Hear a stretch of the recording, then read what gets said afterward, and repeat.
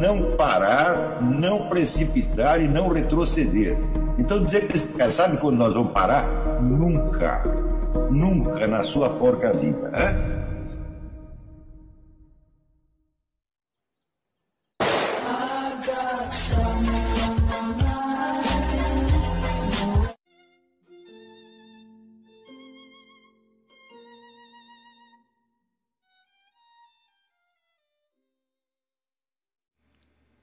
E aí pessoal, tranquilo?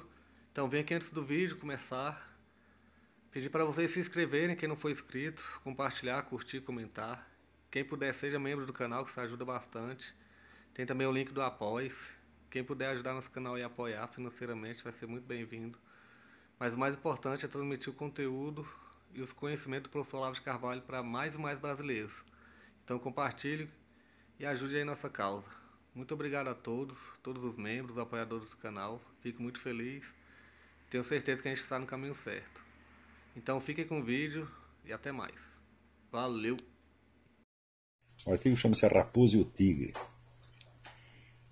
A opinião de Mário Vargas Llosa, segundo a qual a eleição de Ollanta Humala é uma grande vitória da democracia, não tem nem o mais mínimo fundamento objetivo e desperta no observador a tentação de explicá-la por motivos psicológicos, pessoais. Nada neste mundo, exceto um viés subjetivo imantado de forte carga emocional, justifica a presunção de que o fujimorismo é mais perigoso para a democracia do que o Foro de São Paulo. No mínimo, resta o fato de que Alberto Fujimori foi removido do poder e condenado pela justiça, e nada de semelhante aconteceu ou pode acontecer jamais aos membros e amigos do Foro, ainda que cometam, como de fato cometem, crimes infinitamente maiores que os do ex-presidente peruano. Também não é preciso ser nenhum prêmio Nobel de Literatura para entender que o fujimorismo é um fenômeno local, sem extensões fora do Peru, ao passo que o Foro é, por definição, o comando estratégico da Revolução Comunista em escala continental, apoiado por uma rede de conexões internacionais que vai desde as fundações americanas bilionárias até a KGB e a máfia russa espalhada pelo mundo. Escolher alegremente Ollanta Humala em vez de Keiko Fujimori é expulsar a raposa para entregar a gerência do galinheiro a um tigre. Um tigre não se torna menos tigre por vir de unhas pintadas. Que Humala tenha, para fins de propaganda, preferido copiar antes o modelito soft de Luiz Inácio Lula da Silva do que as caretas ameaçadoras de Hugo Chávez é um detalhe cosmético a que só mentalidades frívolas podem dar algum valor. Lula foi o criador e ainda é o mentor do Foro de São Paulo, o comandante em chefe de uma entidade proteiforme que, atendendo tão somente às suas necessidades táticas de momento e lugar, alterna com a maior indiferença os meios de ação mais diversos e heterogêneos, da sedução ao assassinato em massa, da camuflagem rosa à intimidação explícita, dos afagos aos sequestros. O próprio Luiz Inácio já confessou tantas vezes a unidade estratégica do Foro de São Paulo, por trás da variação de suas aparências locais, que a recusa de enxergá-la só pode ser obra da mendacidade consciente, de uma burrice política imperdoável ou de uma hábil mistura desses dois elementos. Como essa mistura se produziu no cérebro de Mário Vargas Llosa é um enigma que deixo para seus futuros biógrafos. O ódio de muitas décadas a Alberto Fujimori, mesmo acrescido do ressentimento de concorrente derrotado nas eleições de 1990, não bastaria para destruir totalmente, numa massa neuronal tão privilegiada, o senso das proporções. Não, a explicação psicológica não resolve. Mais razoável é apelar à sociologia. Ao emitir sua opinião insensata, Vargas Llosa talvez estivesse menos expressando um sentimento pessoal do que repetindo um script tradicional característico de uma certa classe de pessoas. Vargas Llosa é, com toda evidência, um daqueles inumeráveis intelectuais ex-comunistas que não tiveram a coragem de abraçar a causa anticomunista com a mesma intensidade, o mesmo entusiasmo, o mesmo comprometimento integral com que um dia serviram ao partido. Tomar birra da ditadura comunista é uma coisa. Outra, bem diversa, é tornar-se um Arthur Koestler, um Vladimir Bukovsky, um Whittaker Chambers. O preço aí é alto demais. Muitos são os que não querem pagá-lo. Ao contrário, sua ruptura com o comunismo, parcial, mediada e cheia de reservas, é antes de tudo um salvo-conduto para continuar combatendo a direita, mais eficazmente ainda, sem poder ser acusados de fazê-lo em proveito de ditaduras de esquerda, ainda que dando força a estas últimas em momentos estratégicos decisivos, como a eleição de mais um pau-mandado do Foro de São Paulo, ungindo-as com o óleo bento do antifascismo. A história já demonstrou 1000 vezes que isso de ex-comunista simplesmente não existe. Ou o sujeito se torna anticomunista professo, aceitando posar de monstro e inimigo público ante a mídia chique, ou apenas muda de cargo na hierarquia comunista, passando de militante a companheiro de viagem. Este último posto tem a vantagem de uma certa liberdade de opiniões, contanto que seu ocupante só fale contra o comunismo em termos doutrinais e genéricos, mas o apoie com ares superiormente neutros nas horas de necessidade, entre as circunstâncias reais e concretas da luta pelo poder. É francamente estúpido argumentar, como o comentarista espanhol Martín Santibáñez Vivanco, semanas antes das eleições, que, aspas, só na democracia se pode e se deve vencer o terrorismo, porque só assim uma vitória completa alcança a legitimidade, fecha aspas. Álvaro Uribe, que combateu o terrorismo preservando a normalidade constitucional democrática, não é menos odiado, nem menos atacado na mídia internacional, nem menos perseguido nos tribunais do que Augusto Pinochet, que o fez pela ditadura, ou do que a dupla Fujimori e Montesinos, que o fez pela violência somada à corrupção. Fujimori já era execrado por toda parte muito antes que seus delitos viessem a público.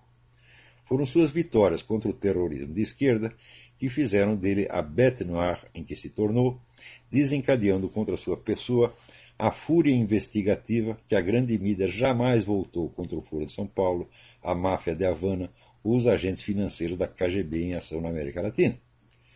Qualquer governante, democrático ou ditatorial, honesto ou desonesto, que ouse erguer a mão contra a esquerda armada, será necessariamente estigmatizado e hostilizado pela opinião bem-pensante, pelo simples fato de que, se nesta abundam comunistas, não comunistas e ex-comunistas, nela não há lugar, nenhum lugar para anticomunistas.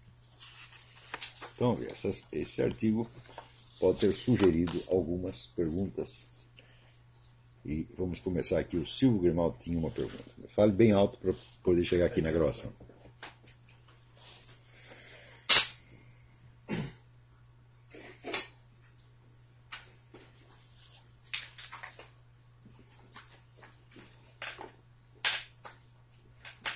Bom, o seu artigo sugere para os seus alunos uma diferença de perspectiva entre a opinião do Mário Vargas Llosa e a explicação que você dá, ou o que fundamenta a análise que você faz da opinião do Vargas Llosa.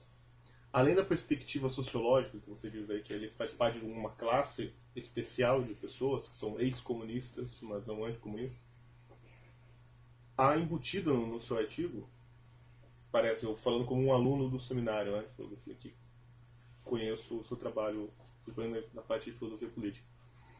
Há embutido no seu artigo uma diferença de método filosófico. Ou seja, o Mário Vargas Llosa está dando uma definição nominal e abstrata, ou ele está baseado numa definição nominal e abstrata do processo democrático, né, que seria o funcionamento das instituições, e pelo fato de não ter mais um sujeito que é ligado ao passado ditatorial do país, e agora está respeitando a ordem democrática, etc. E você está baseado num método que tenta responder a pergunta: quem é o agente real do processo histórico? Então, que sabemos, com o seu trabalho, você encontrou essa resposta não nas instituições democráticas, não no institucionalismo, mas fazendo uma investigação sobre a ação humana, sobre o poder. O que parece até aquela distinção clássica em ciência política entre doxa e epistêmia. Sim. É um palpiteiro falando e um filósofo analisando. Sim. Então, a minha pergunta é assim: qual é a investigação que a filosofia política, da maneira como você entende, faz para fundamentar essa análise? Que o leitor que acompanha os seus artigos do jornal às vezes não percebe. Nem sempre pega, é verdade. Bom, então, mas a diferença entre o opinador, o opinador é sempre um agente político, tá certo? E o observador filosófico, na verdade, ela é bastante simples. O agente age em nome ou em defesa de certos valores que ele toma como terminais e inquestionáveis. Quer dizer, providência número 1 do opinador, do demagogo, do ideólogo, tá certo? Não permitir que certas perguntas sejam feitas. Ele tem que isolar certos aspectos da realidade para que eles não sejam examinados. Então ele tem que tomar certas respostas como terminais. Então, certas respostas, certas crenças, certos pressupostos como terminais e absolutamente indiscutíveis. Né? Tão indiscutíveis que de fato não são discutidos. Então, por exemplo, é normal para um opinador ele tomar um valor chamado democracia como uma coisa indiscutível, como um consenso universal, assim, algo tão óbvio quanto 2 mais 2 é 4. Não é isso? Assim como, se o sujeito for defender explicitamente o comunismo, né, então a inexistência da democracia real no capitalismo também é um dado inicial, que ele não vai questionar.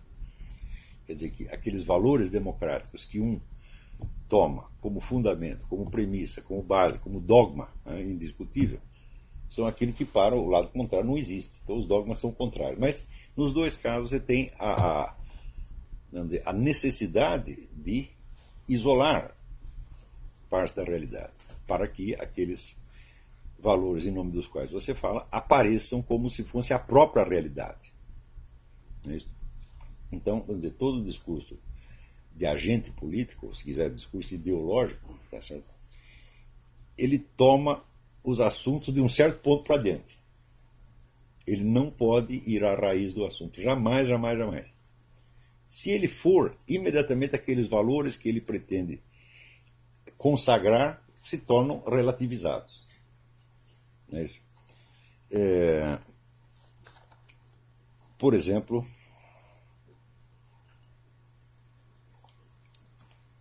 de você tomar a própria palavra democracia. Não é isso? O consenso hoje é o seguinte: é considerar democrático qualquer país onde exista, vamos dizer, liberdade de imprensa, ou seja, existe uma imprensa privada que tem uma certa liberdade de ação, né, e a existência de partidos políticos e de eleições regulares. Se tem isso, pronto, é a democracia. Não é isso? Então, é claro que essa é uma definição formal. Ela não toca na questão da estrutura real do poder. Mas a estrutura real do poder então tem que ser isolada, tá certo? Para que a consagração da democracia como um valor universal possa ser então ritualizada e soar persuasiva. Então, se o sujeito consegue fazer isso, então a democracia torna-se uma premissa. A premissa não entra na discussão. Então é essa premissa que vai determinar, vamos dizer, a solução, né, dos problemas, a resolução das questões e a resposta às perguntas que forem colocadas. Tá certo? Bem, para uma atitude filosófica, nada que tenha sido inventado numa certa data pode ser considerado universal. Tá certo? E nenhum valor que seja, vamos dizer, vigente apenas em certas áreas do planeta ou em certas épocas pode ser aceito a priori como, vamos dizer, um valor universal. Tá certo? Nós temos que recuar desde essas convenções, por assim dizer, até o fundamento existencial de onde elas surgiram. Né? Quer dizer, da onde que essas coisas emergiram e qual é o fundamento delas na vida humana em geral. Isso, o que representa essas ideias, como democracia, ou socialismo, ou o que é fascismo, a partir dos dados permanentes da vida humana, permanentes e estes sim universais. né, como, por exemplo, a duração média da vida humana, como o fato de que, vamos dizer, nascemos e existimos num mundo balizado por certas estruturas gerais dentro das quais estamos e das quais não podemos escapar, tá certo? Ou marcado, vamos dizer, pelas necessidades fundamentais da vida humana, a necessidade de alimentação, de abrigo, de afeição, de proteção, etc, etc. Também temos que recuar até o fundo do problema do Estado, porque democracia e socialismo são formas de Estado. Tá certo? Então, nós não podemos esquecer que o fenômeno Estado nem sempre existiu. Ele existiu em certos lugares, a partir de certas épocas. Em outros lugares o Estado se desmantela e cede lugar a outro tipo de organização, como aconteceu, por exemplo, na dissolução do Império Romano, quando os nobres, né, os senadores romanos, que eram todos proprietários de terra, mas viviam na cidade, o que eles fazem? Abandonam o Senado, larga tudo para as moscas e volta para a sua fazenda, tá certo? E ali cria um exército particular e começa vamos dizer, cria uma administração independente. Isso é o chamado feudalismo. O feudalismo não é nada mais do que isso. Quer dizer, os fazendeiros voltaram para as fazendas e, não contando mais com a proteção do governo, passaram a se proteger a si mesmos, tá certo? Constituindo-se, portanto, cada um em governante das suas terras. Então isso aí é uma total dissolução do Estado. Isso aconteceu, e não aconteceu na Conchinchina, aconteceu na Europa. Em outros lugares, você vê, por exemplo, a presença do Estado em certos lugares do Brasil é muito tênue. Quer dizer, praticamente a Amazônia inteira, essa história de tropas de fronteira, etc. O número das tropas é ridículo para tomar conta daquilo, e aquilo é uma verdadeira casa de mãe Joana. Então, a presença do Estado ela não corresponde à estrutura real de poder. Né? Então você vai encontrar lá, por exemplo, fazendeiros, coronéis do sertão, chefes de gangue, etc., que tem muito mais poder naquele lugar do que o governo, ou para a própria favela do Rio. Né, certo? Você não pode dizer que as favelas do Rio fazem parte do Estado. Não, elas são uma estrutura independente que despreza o Estado, tá certo? Cospe em cima dele e, não raramente, o derrota em confrontos armados. Tá certo? Então, se o Estado é assim, então entendendo que o Estado não é uma realidade natural e permanente que possa ser tomada, vamos dizer, como premissa para a análise das situações. Seja o Estado democrático, seja o Estado socialista. Mas se você fala de Estado democrático, então o horizonte diminui mais ainda. Mesmo se tomarmos a democracia na acepção convencional, quer dizer, a mistura de eleições e imprensa livre,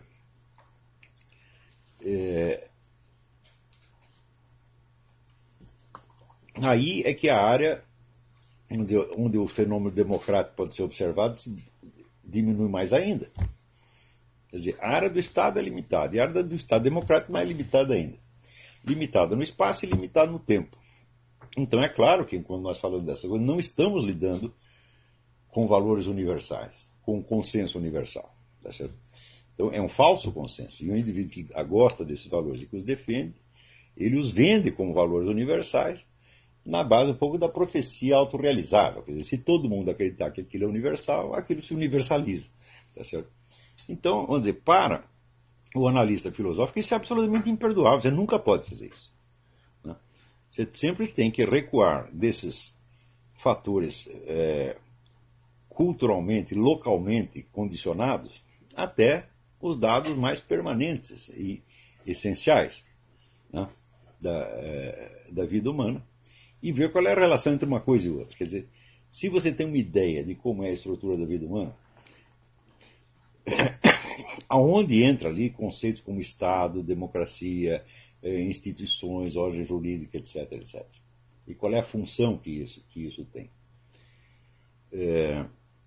Nesta análise, uma etapa fundamental é você entender, desde logo, que todas estas formações são modalidades de poder. Se você fala em Estado, governo, etc, etc, então é porque alguém exerce poder sobre alguém. Tá certo? Então, perguntar qual é a origem e fundamento do poder em geral, e como estas variedades de poder se distinguem de outras. Não é isso? Então, uma sondagem da natureza do poder vai reduzir essas várias formações históricas do poder às suas formulações mais simples. Não é isso? Então, mais simples e, portanto, estas sim universais. Né? Então, bom, por exemplo, um dado universal é que o poder tem que não pode ser entendido só como substantivo, mas também como verbo. Graças a Deus, em português, o poder é substantivo e verbo, né? Coisa que não acontece Bom, em inglês você pode usar a palavra empower, quer dizer, dar poder a alguém, mas não tem a plena coincidência. Mas em português, poder como substantivo, poder como verbo, são a mesma coisa. Então, o poder consiste em poder alguma coisa. E o poder, então, fica o contrário da impotência. Né? A cada momento, e nesse sentido, o poder é o elemento constante da vida humana. Quer dizer, só não pode nada aquele que está morto, aquele que ainda não nasceu. A partir da hora que o sujeito nasceu, algum poder ele tem. Ele tem, por exemplo, o poder de se mover, ele tem o poder de respirar, ele tem o poder de mamar quando lhe oferecem leite, ele tem o poder de chorar e chamar a atenção dos outros. Né? Então, algum poder é inerente à simples existência humana. Não há nenhum ser humano que seja totalmente desprovido de poder. É isso? Então, outra coisa que é inerente à vida humana é, evidentemente, o desejo de poder. Então, a vontade de poder, como chamava Nietzsche, né? Isso aí é também um elemento estrutural e permanente. Porque não há nenhum poder, por mais simples que seja, que no simples fato de se exercer, não aumente automaticamente o próprio poder. Não é isso? Então, por exemplo, se hoje você tem o poder de comer, você já está garantindo com isso a sua possibilidade de comer amanhã e de continuar comendo. Não é isso?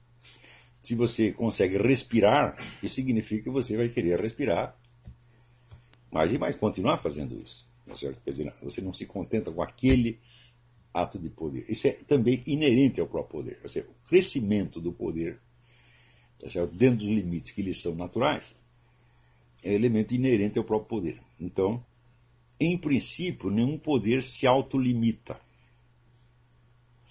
Né? Quer dizer, a limitação faz parte, vamos dizer, da natureza das coisas, das circunstâncias, etc. Então é natural todo poder ele querer crescer. Isso não quer dizer que ele quer crescer indefinidamente e ocupar tudo. Não, aí já é noção paranoica. Tá certo? Mas por que eu digo? Crescer dentro dos limites que lhes são naturais. É isso? Então, qualquer vamos dizer, corpo que se movimenta, tá certo? Ele, no simples fato de se movimentar, ele está aumentando a sua capacidade de se movimentar. Por que você fazer ginástica fortalece você?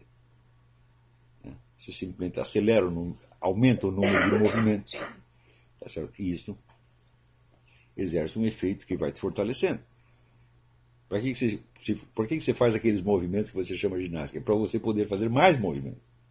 E não somente aqueles da ginástica.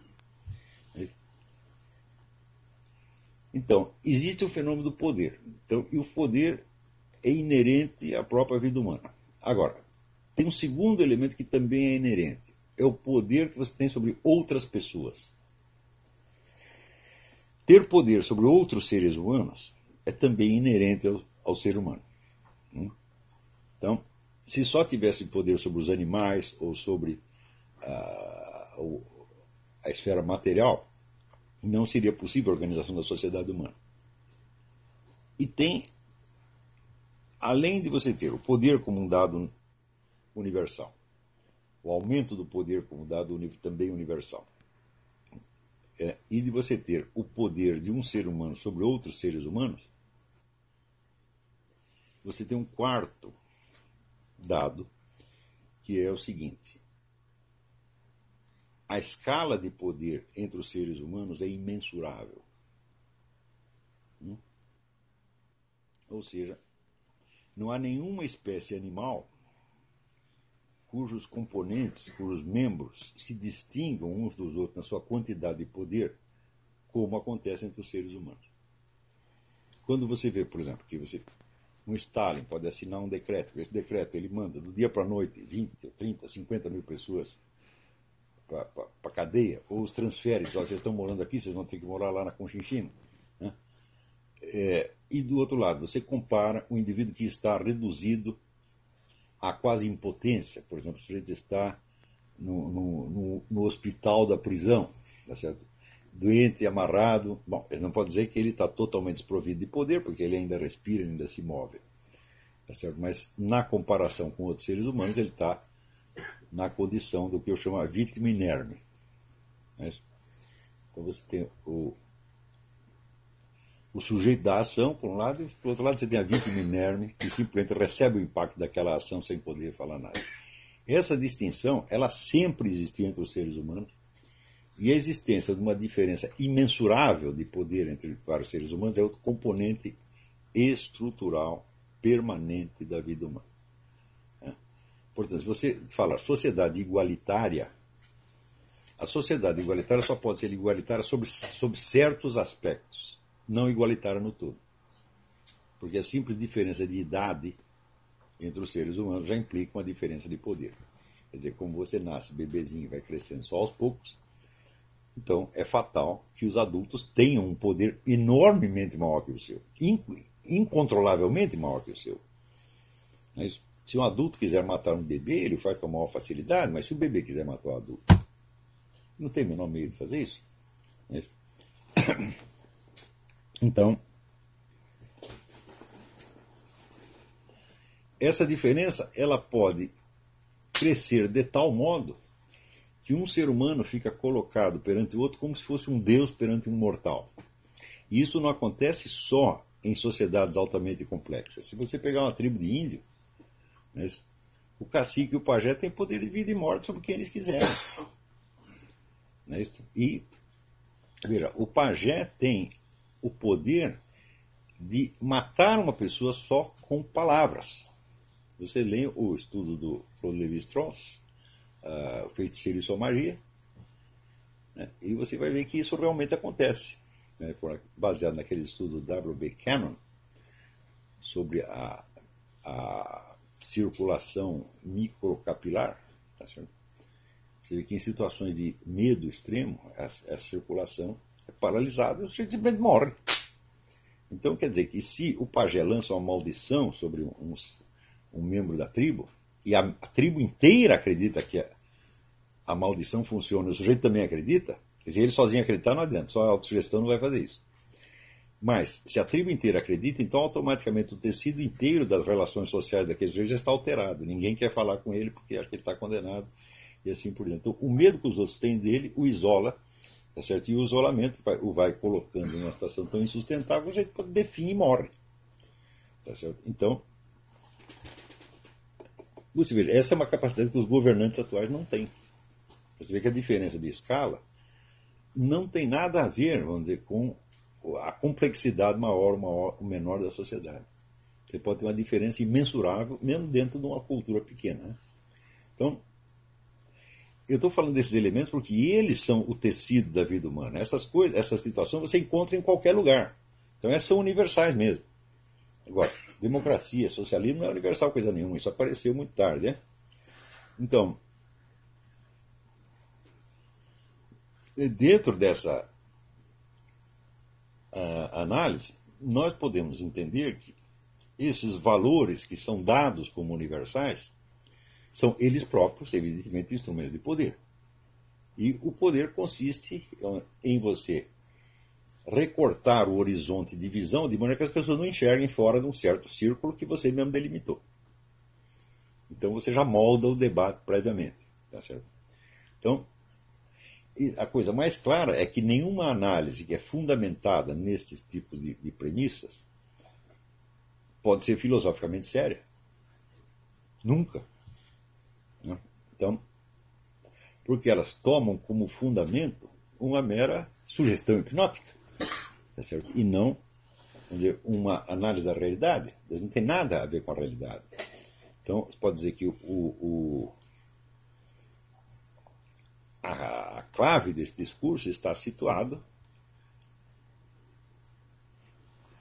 na chamada